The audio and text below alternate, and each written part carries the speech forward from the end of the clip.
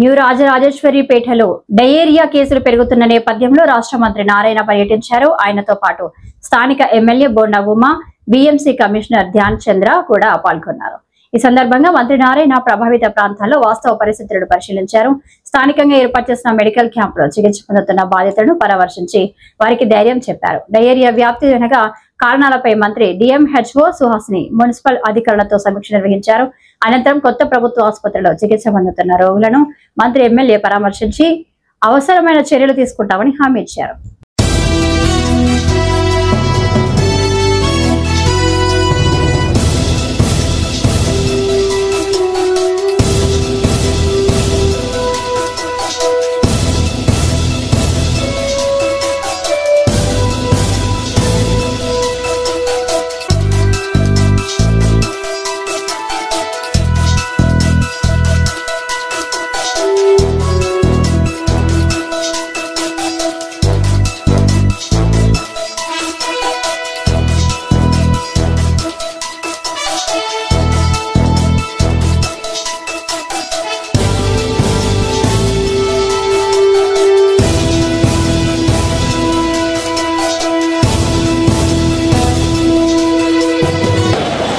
అందరికీ తెలిసింది ఆర్ఆర్పేటలో యాక్చువల్గా ఏదైతే డయారియాతో యాక్చువల్గా హాస్పిటల్లో కొందరిని చేర్చడమైంది.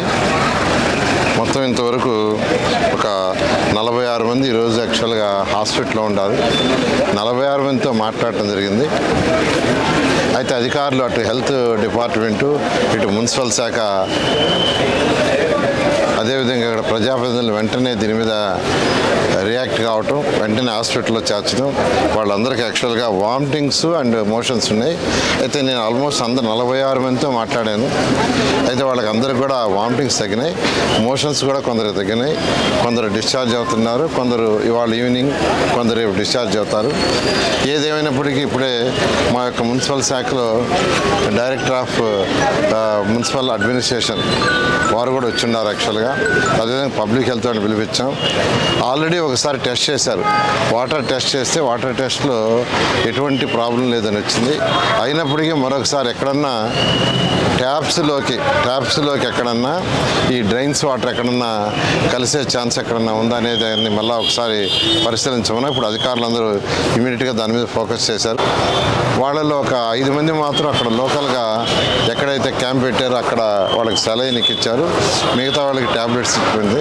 అయితే నిన్నటికి వాళ్ళకి చాలా తగ్గిందన్నారు. ఏదేమైనప్పటికీ జాగ్రత్త తీసుకోవాల్సిన బాధ్యత ప్రభుత్వం ఉంది. ముఖ్యమంత్రి గారు కూడా మార్నింగ్ యాక్చువల్గా ఫోన్ చేశారు. దాని మీద చేయంగానే యాక్చువల్ రావడం జరిగింది. దీని మీద క్షుణ్ణంగా పరిశీలించి అన్ని టెస్టులు చేసి ప్రాబ్లం లేకుండా చేయడం జరుగుతుంది. Thank you. ఒకసారి టెస్టులు చేస్తే ఆ టెస్టుల్లో ఎటువంటి ప్రాబ్లం లేదు. అయినప్పటికీ డీప్గా మరొక టెస్ట్ కొన్ని చేయమన్నాను. అది చేసిన తర్వాత మనకి ఏదైనా తెలుస్తుంది. Thank you.